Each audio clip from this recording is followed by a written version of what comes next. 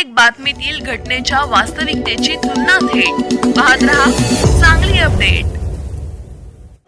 राज्यात सततच्या पडणाऱ्या पावसामुळे सर्वत्र समस्या निर्माण होत आहेत।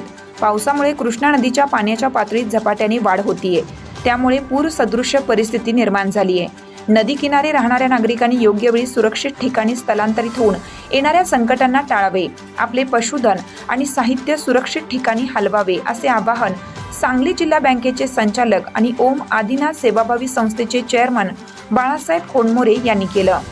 शासकीय यंत्रणा, पोलीस निरीक्षक व गाव पातळीवरील यंत्रणेला सतर्क राहण्याच्या सूचना बाळासाहेब खोंडमोरे यांनी दिल्या आहेत। शेतामध्ये मोठ्या प्रमाणात पाणी साचल्याने शेतीचं तर नुकसान होतच आहे। या बाबतीत पंचनामे करून शासनाने नुकसान भरपाई द्यावी अशी मागणी खोंडमोरे यांनी केली आहे।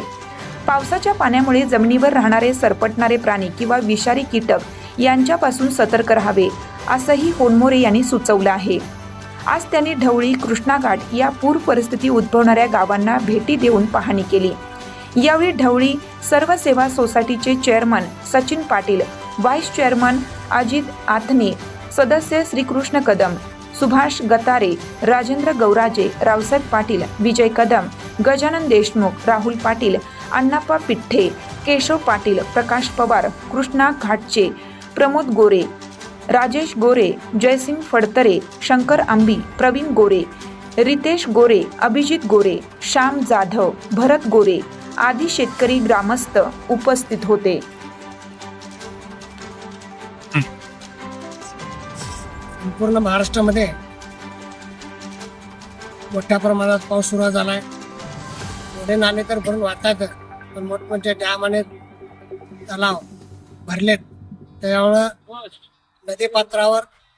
नदीपात्रामध्ये आता धोक्याची पातळी ओरडा लागली आणि धोक्याची पातळी ओलांडली असताना आता या नदीकडेचे माझ्या मिरज विधानसभा मतदारसंघातील निलजी बामणे असेल, कृष्णाघाट असेल किंवा ढवळे असेल, या गावांना आता माझे भेटी सुरू केले।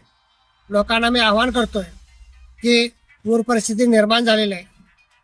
आता वेगळी परिस्थिती, अडचणीची परिस्थिती होण्याच्या पूर्वी आपण योग्य ठिकाणी स्थलांतर करणे गरजेचं आहे। आता आपण बघितलं की काका त्या एवढ्या पाण्यामधून आता सायकलवरून चारा आणत होते।